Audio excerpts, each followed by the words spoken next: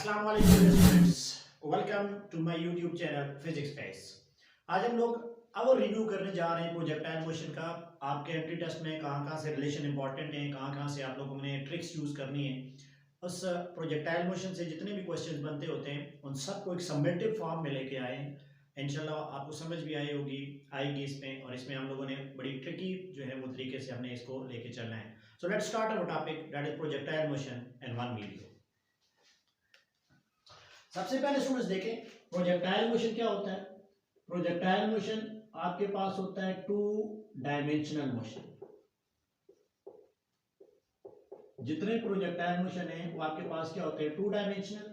Point number 2, under action of gravity. फिर जब आप लोग बात करते हैं प्रोजेक्टाइल मोशन के लिए, तो ये बात आप लोग ज़हन में याद रखें, जो इसका पाथ होता है वो आपके पास कौन सा पाथ होता है, parabolic. Path of the projectile कौन सा होता है, पैराबोलिक। अब अगर हम लोग यहां पे डिस्कस करें टाइप्स ऑफ प्रोजेक्टाइल को, टाइप्स ऑफ प्रोजेक्टाइल को, तो जो नंबर 1 आपके पास आती है वो होती है ऑब्लिक प्रोजेक्टाइल। नंबर 2 जो आपके पास टाइप है वो है horizontal projectile, oblique, horizontal. And number 3 आपके पास होती है, बड़ा रेयर केस होता है, वर्टिकल प्रोजेक्टाइल। ये एक स्पेशल केस है, तो ये इतना ज्यादा डिस्कस नहीं होता। इन दो को हम लोग डिस्कशन में लेके आ जाएंगे। तो सबसे पहले आप लोग देखें ऑब्लिक प्रोजेक्टाइल। ऑब्लिक प्रोजेक्टाइल के लिए पॉइंट नंबर 1, ऑब्लिक प्रोजेक्टाइल क्या होता है, जिसमें बॉडी का एंगल 90 से लेस, जो बॉडी आप प्रोजेक्टाइल कर रहे हैं, और 0 से ग्रेटर होगा। मतलब अगर आप लोग फिगर ड्रा करें तो जो ऑब्लिक प्रोजेक्टाइल है वो आपके पास, हर प्रोजेक्टाइल 2 डायमेंशनल केस होगा। तो यहां से लट करें आप लोग किसी बॉडी को फेंक रहे हैं और बॉडी यहां पे आ रही है, इसमें ये वाला जो पॉइंट होता है, इस पॉइंट को आप लोग कह रहे होते हैं पॉइंट ऑफ इंपैक्ट। और ये वाला जो पॉइंट होता है, इस पॉइंट को आप लोग कह रहे होते हो, सॉरी, ये पॉइंट ऑफ प्रोजेक्शन, और ये वाला पॉइंट होता है पॉइंट ऑफ इंपैक्ट। जैसे ही आप लोग यहां से किसी बॉडी को अपवर्ड फेंक रहे होते हो तो वेलोसिटी अपवर्ड क्या हो रही होती है, डिक्रीज हो रही होती है। वेलोसिटी अपवर्ड डिक्रीज, और वेलोसिटी जो डाउनवर्ड है वो आपके पास क्या हो रही होती है, इंक्रीज हो रही होती है। एट मैक्सिमम हाइट, अगर आप लोग इस मैक्सिमम हाइट की बात करें तो यहां पे जो वेलोसिटी का y कंपोनेंट है वो क्या होता है, 0, और वेलोसिटी का x component through out the motion ये क्या होता है, नॉट इक्वल टू 0, और ये हमेशा आपके पास क्या होता है, कांस्टेंट। इसका मतलब ये चीज है कि अगर हम लोग यहां पे बात देखें ऑब्लिक प्रोजेक्टाइल में, तो वेलोसिटी मैक्सिमम कहां पे हो जाएगी, वेलोसिटी ये मैक्सिमम कहां पे हो जाएगी, ये 2 पॉइंट्स पे हो जाएगी मैक्सिमम। एक पॉइंट ऑफ प्रोजेक्शन के करीब और एक आप पॉइंट ऑफ इंपैक्ट के करीब। Maximum near to projection point, ये प्रोजेक्शन के करीब होगी, और नियर टू आपके पास क्या हो जाएगा, पॉइंट ऑफ इंपैक्ट के। तो सबसे मैक्सिमम वेलोसिटी बहुत दफा क्वेश्चन करता होता है, वो मैक्सिमम कहां पे होती है, near to the point of projection और near to the point of impact. और ऊपर जाते हुए वेलोसिटी क्या होती है, डिक्रीज। सर्टेन हाइट के ऊपर वेलोसिटी का y component 0, x component through out the projectile. एक और भी पॉइंट आप लोग लिख लें, जो वेलोसिटी का x कंपोनेंट होता है प्रोजेक्टाइल के अंदर, वो हमेशा क्या रहता है, वो हमेशा आपके पास रहता है कांस्टेंट। अगर आप लोग अपवर्ड मोशन की बात करेंगे तो एक्सेलरेशन ड्यू टू ग्रेविटी ये प्लस जी हो जाएगा, और अगर सॉरी माइनस जी हो जाएगा अपवर्ड। जब अपवर्ड की बात करेंगे तो ये वैल्यू क्या हो जाएगी, माइनस जी। और अगर आपके पास यहां से डाउनवर्ड आपके पास जैसे हॉरिजॉन्टल प्रोजेक्टाइल होगा तो एक्सेलरेशन ड्यू टू ग्रेविटी क्या हो जाएगा, ये प्लस हो जाएगा। ऑब्लिक प्रोजेक्टाइल के अंदर आपने एक और भी चीज देखनी है, वो क्या है कि ऑब्लिक प्रोजेक्टाइल के अंदर जब आप लोग बात करेंगे वेलोसिटी एट एनी टाइम पे, velocity at any time, velocity at any time, तो उसके लिए हमारे पास फार्मूला क्या था, उसके लिए हमारे पास फार्मूला होता है वेलोसिटी की मैग्नीट्यूड फाइंड आउट करने के लिए, ये होता है हमारे पास under root V F X का स्क्वायर प्लस क्या है वी एफ वाई का स्क्वायर। यहां पे एक बात नोट करनी है, इस इक्वेशन में जो वी एफ एक्स है उसकी वैल्यू आपके पास क्या होती है, उसकी वैल्यू होती है वी आई कॉस थीटा के बराबर। और जब आप वी एफ वाई की बात करते हैं तो इक्वेशन ऑफ मोशन से आप लोग V F equal to V I plus 80 से भी फाइंड आउट करते हैं। ये वैल्यू होती है V I sine of theta minus G T. अगर ये वैल्यू यहां पे इंसर्ट करें तो किसी भी टाइम के ऊपर जो इक्वेशन आपके पास हो जाएगी वो क्या हो जाएगी, V I cos of theta plus आपके पास क्या हो जाएगा V I sine of theta minus G T का होल स्क्वायर। अब इसका भी सॉरी स्क्वायर है, ये आपके पास वेलोसिटी हो जाएगी एट एनी टाइम। इसका मतलब है ऑब्लिक प्रोजेक्टाइल की वेलोसिटी फाइंड आउट करने के लिए आपको वो इनिशियल वैल्यू देगा, एंगल देगा और आपके पास वो टाइम की वैल्यू दे देगा। और अगर आपको किसी वेलोसिटी का एंगल फाइंड आउट करना चाहे तो जो एंगल होता है वो क्या होता है, tan inverse of VFY divided by VFX. So this is the formula to find the angle. आप लोग ओब्लिक प्रोजेक्टाइल में ये वैल्यूज फाइंड आउट करते होते थे। अब ओब्लिक प्रोजेक्टाइल ही की बात करें तो इसमें जो पैरामीटर्स होते हैं वो देख लें। सबसे पहले आपने डिस्कशन की थी हाइट ऑफ प्रोजेक्टाइल की, हाइट ऑफ प्रोजेक्टाइल की। हाइट के लिए रिलेशन आपके पास क्या आई थी, हाइट का मतलब है मैक्सिमम हाइट जो यहाँ पे आपके पास मिलेगी, ये आपके पास हाइट ऑफ प्रोजेक्टाइल है। तो हाइट के लिए रिलेशन क्या आई थी, हाइट के लिए हम लोगों ने ऑब्लिक प्रोजेक्टाइल में लिखा था V I square sine square theta divided by आपके पास क्या था 2g। ये हाइट की वैल्यू बता रही है, height is directly proportional to V I square, height is inversely proportional to g and it is directly proportional to sin square of theta। अब अगर यहां से आप लोग देखें हाइट के लिए कुछ इंपॉर्टेंट टर्मिनोलॉजीज हैं वो मैं लिखता हूं। अगर यहां पे मैं लिख रहा हूं एंगल और यहां पे मैं लिखता हूं लेट्स सपोज करें हाइट, और यहां पे मैं एक टेबल आपको बना के दे दूं, इस टेबल से बाज़ दफा क्वेश्चन आपके वो डायरेक्ट पूछ लेता है तो इसको थोड़ा सा आप लोग नोट कर लें। जब एंगल हो जाएगा 0 डिग्री का, एंगल अगर 0 डिग्री का है तो देखिए साइन ऑफ 0 0 होता है तो हाइट की वैल्यू भी क्या हो जाएगी, 0 हो जाएगी। जब एंगल आपका आ जाएगा 90 डिग्री का तो 90 डिग्री का मतलब है साइन ऑफ 91, तो हाइट आपके पास क्या आ जाएगी, ये मैक्सिमम हो जाएगी। ये डायरेक्ट वैल्यूज आपने वहां पे फार्मूले में यूटिलाइज कर लेनी है। अगर आपके पास ये एंगल आ जाए 45 डिग्री का, वीडियो में भी आप लोग देखें साइन स्क्वायर की वैल्यू फाइंड करना बड़ा आसान हो जाएगा, तो हाइट क्या हो जाएगी, हाइट आपके पास हो जाएगी half of its maximum value, half of maximum value. अपनी मैक्सिमम वैल्यू से क्या हो जाएगी, ये आपके पास हाफ हो जाएगी। और अगर एंगल आपके पास आ जाए 76 डिग्री तो जो हाइट होगी वो हमेशा किसके बराबर आ जाएगी, रेंज के बराबर आ जाएगी। ये कुछ पॉइंट्स हैं जो आप लोगों ने हाइट के लिहाज से इनको यहाँ पे देख लेना है। अब जो दूसरी चीज आप लोगों ने देखनी है वो आपके पास क्या है, जब आप लोग एंगल की बात करते हैं, अगर एंगल 0 डिग्री से लेकर आपका एंगल है राउंड अबाउट 45 डिग्री तक, 75 डिग्री तक, 0 to 75 की बात करें तो इस केस के अंदर आपके पास जो हाइट होगी वो लेस देन रेंज हो जाएगी, हाइट कम है और रेंज क्या हो जाएगी, ज्यादा हो जाएगी।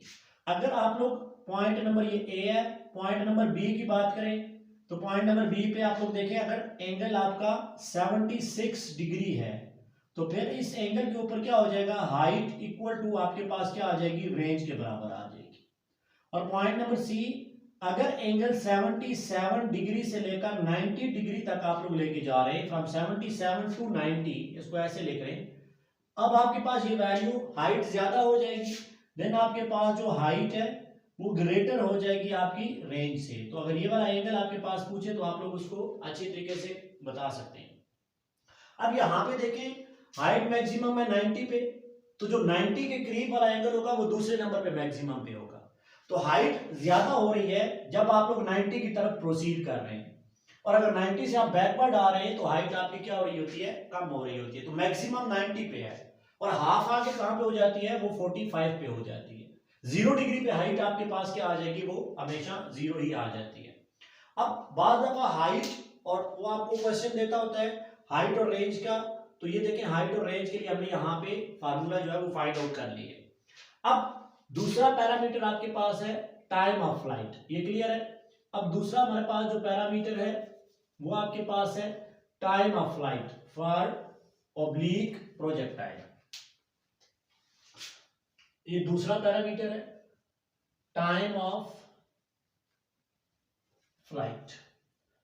अब टाइम ऑफ फ्लाइट की अगर आप लोग बात करते थे तो टाइम की वैल्यू क्या थी, वो थी 2vi sine of theta divided by क्या थी g, means time is directly proportional to vi, time is directly proportional to the angle and time is inversely proportional to आपके पास क्या है g है। अगर अब आप लोग साइन थीटा की वैल्यू यहाँ पे लिखें तो आपके पास टाइम और मैक्सिमम टाइम पे वैल्यू आपको पता चल जाएगी। अगर एंगल 90 का है तो टाइम आपके पास क्या लग जाएगा, मैक्सिमम टाइम लग जाएगा, और अगर 0 का है तो फिर तो नहीं लगेगा। अब अगर आप लोग देखें बात दफा आपके पास एक रिलेशन यूज होता है टाइम और हाइट के दरमियान, वो डायरेक्ट आप लोग यूज कर सकते हो, वो क्या है √8h डिवाइडेड बाय आपके पास क्या होता है g। अब ये रिलेशन है जब हाइट गिवन हो सिंपली तो आप लोग टाइम की वैल्यू वहां पे यूज करके इस फार्मूले में आप लोग वहां से फाइंड आउट कर सकते हैं टाइम को, अगर हाइट आपके पास वहां पे गिवन है। अब इसी तरीके से आप अगर देखें जो रेंज ऑफ प्रोजेक्टाइल है, जो थर्ड आपके पास पैरामीटर है वो पैरामीटर है रेंज ऑफ प्रोजेक्टाइल, और रेंज के लिए फार्मूला क्या था, रेंज के लिए आपके पास फार्मूला था vi² sine of 2 theta divided by आपके पास क्या था g। अब अगर आप लोग देखें रेंज की अगर आप लोग बात करें तो रेंज जो है उसका अगर हम लोग चार्ट बनाना चाहें तो देखें मैं यहां पे एंगल लिख रहा हूं और यहां पे लिख रहा हूं रेंज। अगर आप लोग इसका एक चार्ट बनाना चाह रहे हैं तो यहां से भी बात दफा आपके क्वेश्चन जो है वो बहुत ज्यादा सॉल्व आउट हो जाते हैं। अगर एंगल आपका है 0 डिग्री, देखिए एंगल आपके पास कितने का है 0 डिग्री का, या फिर एंगल आपके पास जो है वो 90 डिग्री का हो, 0 डिग्री का या एंगल आपके पास हो 90 डिग्री का, तो अब आपके पास जो रेंज हो जाएगी वो आपके पास क्या हो जाएगी 0 हो जाएगी। 90 को मल्टीप्लाई करें 2 के साथ 180 तो रेंज क्या हो जाएगी 0 डिग्री की। अगर एंगल आपके पास है 45 डिग्री का तो जो रेंज आपके पास आ जाएगी वो हमेशा क्या आ जाएगी मैक्सिमम रेंज आ जाएगी। अगर एंगल आपके पास हो 15 डिग्री का तो रेंज आपकी हाफ हो जाएगी, half of its maximum value, अपनी मैक्सिमम वैल्यू से क्या हो जाएगी हाफ हो जाएगी। अब अगर आप लोग रेंज की बात करें तो रेंज अब आप लोग देखें 45 पे रेंज मैक्सिमम है और 45 से ऊपर जब आप लोग जा रहे होते हैं तो आपके पास जो रेंज है वो डिक्रीज हो रही होती है। इसका मतलब है जैसे जैसे आप प्रोसीड कर रहे हो 0 to 45 रेंज क्या हो रही है इंक्रीज, 45 पे सबसे मैक्सिमम वैल्यू मिलेगी। अब अगर बाद दफा आपको वो एंगल गिवन करता है 44, फिर आपको वो करता है 25, फिर 16, वो कहेगा कहां पे रेंज मैक्सिमम है, तो देखिए जो 45 के करीब एंगल होगा वहां पे रेंज क्या हो जाएगी वो मैक्सिमम हो जाएगी। तो इसका मतलब है यहाँ पे 44 पे मैक्सिमम है, सेकंड नंबर पे 25 पे है, और सबसे कम रेंज आपको कहां पे मिलेगी वो 16 डिग्री पे आपको वैल्यू मिल जाएगी। अब अगर आप लोग देखें 45 डिग्री की बात करें एग्जैक्टली एट, मैं रेंज की बात कर रहा हूं एट 45 डिग्री, 45 डिग्री की अगर आपने बात की तो आपके पास जो रेंज और हाइट के दरमियान फार्मूला है वो आपके पास क्या हो जाएगा 45 डिग्री पे आपके पास रेंज हो जाएगी 4 टाइम ऑफ इट्स हाइट, और अगर थीटा नॉट इक्वल टू आपके पास 45 है तो आप एक डायरेक्ट फार्मूला लगाते हैं 4 time of height equal to r into आपके पास क्या आ जाता है टेंजेंट ऑफ थीटा। तो ये चीजें कुछ हैं रेंज से, हाइट ऑफ प्रोजेक्टाइल से और टाइम ऑफ फ्लाइट से जिनको आप लोगों ने याद रखना है। अब एक और चीज भी आप लोग देखें काइनेटिक एनर्जी, जब आप लोग समिट हाइट की बात करते हो, ये समिट हाइट है तो यहां पे बहुत दफा पूछता होता है काइनेटिक एनर्जी और पोटेंशियल एनर्जी। समिट हाइट पे जो काइनेटिक एनर्जी होती है एट समिट हाइट, इसकी वैल्यू आपके पास होती है kinetic energy at initial point n2 आपके पास होता है cos square of theta. Students यहाँ पे आपको पता है कि v का x कंपोनेंट होता है और x कंपोनेंट क्या होता है vi cos स्क्वायर थीटा, तो ये तो वही आ जाएगा kinetic energy half mv square, but angle क्या आ जाएगा ये cos स्क्वायर थीटा आ जाएगा। और अगर यहाँ पे आप लोग देखना चाह रहे हैं potential energy at summit height, तो पोटेंशियल एनर्जी की वैल्यू क्या हो जाएगी, ये हो जाएगी काइनेटिक एनर्जी इनिशियल का साइन ऑफ स्क्वायर थीटा, और ये चीज आप लोग प्रूव भी कर सकते हैं। अगर आप लोग पोटेंशियल एनर्जी का फार्मूला लिखते हैं P इक्वल टू mgh और हाइट ऑफ प्रोजेक्टाइल की वैल्यू यहाँ पे इंसर्ट करें तो ये वैल्यू आपके पास आ जाएगी। तो बाद में क्वेश्चन आता होता है ratio of potential energy at summit height to ratio of kinetic energy at a summit height. तो ये देखें आपके पास वैल्यू क्या आ जाएगी, ये वैल्यू आपके पास आ जाएगी tan square of theta. So in term of energies eight a summit height आपने इसकी वैल्यूज को फाइंड आउट कर लेना है। कोई भी एंगल अगर आपके पास गिवन हो उस एंगल का स्क्वायर लें तो आपके पास वैल्यूज वहां पे फाइंड आउट हो जाएंगी। इसी तरीके से बाद दफा यहाँ पे मोमेंटम की बात करें तो मोमेंटम होगा mv n2 cos of theta. जो momentum at a summit height हो जाएगा वो मोमेंटम क्या हो जाएगा mv n2 cos of theta, क्योंकि यहाँ पे सिर्फ x कंपोनेंट इफेक्टिव है, y कंपोनेंट ओब्लीक प्रोजेक्टाइल का यहाँ पे 0 है। ये तो हम लोग बात कर रहे थे ओब्लीक प्रोजेक्टाइल की। अब हम लोग देखने जा रहे हैं हॉरिजॉन्टल प्रोजेक्टाइल में क्या क्या चेंजेस आ सकती हैं। हॉरिजॉन्टल प्रोजेक्टाइल की जब आप लोग हॉरिजॉन्टल की बात करेंगे तो इस केस में आप लोग देखें, लेट करें आपके पास किसी टावर के ऊपर कोई बॉल रखी हुई है। सपोज करें यहाँ पे आपके पास ये सर्टेन टावर की हाइट है with respect to the ground. अब यहाँ पे आपके पास कोई बॉल रखी हुई है और आप बॉल को इनिशियल 0 डिग्री के साथ, यहाँ पे आपके पास कोई बॉल रखी हुई है और आप इसको इनिशियल 0 डिग्री के साथ ऐसे थ्रो करते हैं। ऐसे थ्रो करते हैं तो ये यहाँ से आपके पास कुछ इस डायरेक्शन में पैराबोलिक पाथ कवर करती है। तो जो इनिशियल एंगल है हॉरिजॉन्टल प्रोजेक्टाइल का, जो इनिशियल एंगल है वो 0 डिग्री का होता है और हाइट कभी भी 0 के बराबर नहीं होती। That type of projectile motion is known as horizontal projectile. और ये बात याद रखें कि जो इसका भी पाथ आपका होता है, ये पाथ अब भी आपके पास पैराबोलिक पाथ ही होता है। पैराबोलिक पाथ ही अब भी आपके पास यहाँ पे हो जाएगा।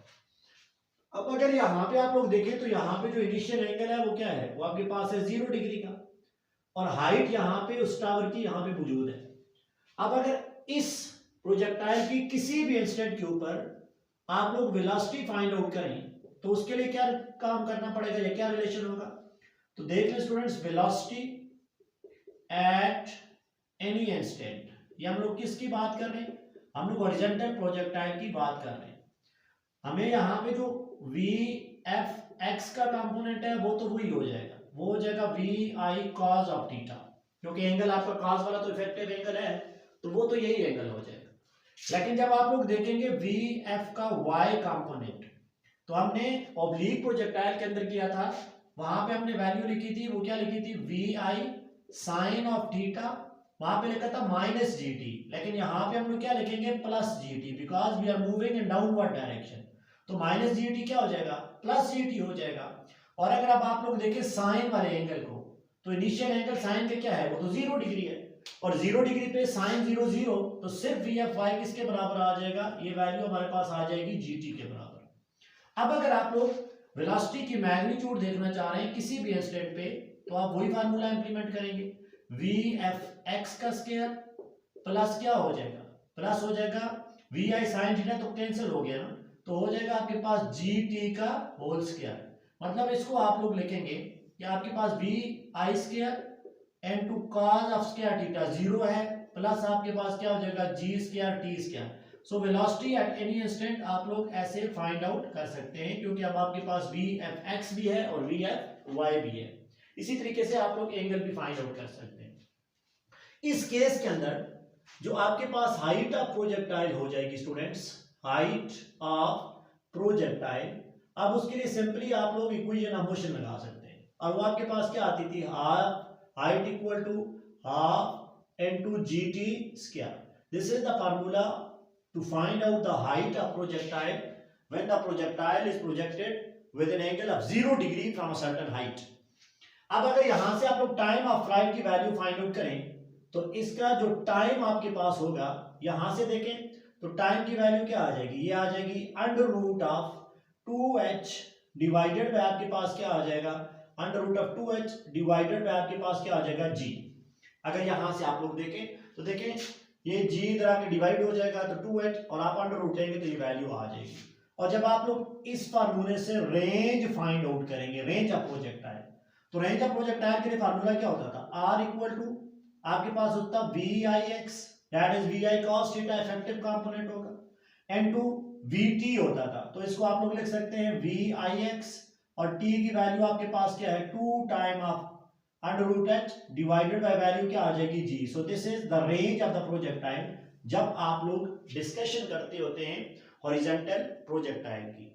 अब एक चीज आखिर में आप लोग देखने में फिर उस पर काफी स्ट्रेस दे रहा होता हूं, जितने भी फार्मूले आपके पास हैं खास करके ओब्लीक प्रोजेक्टाइल के अंदर, उनकी सारी वैल्यूज आपके पास आती है साइन में, या सारी वैल्यू साइन ही में आती है।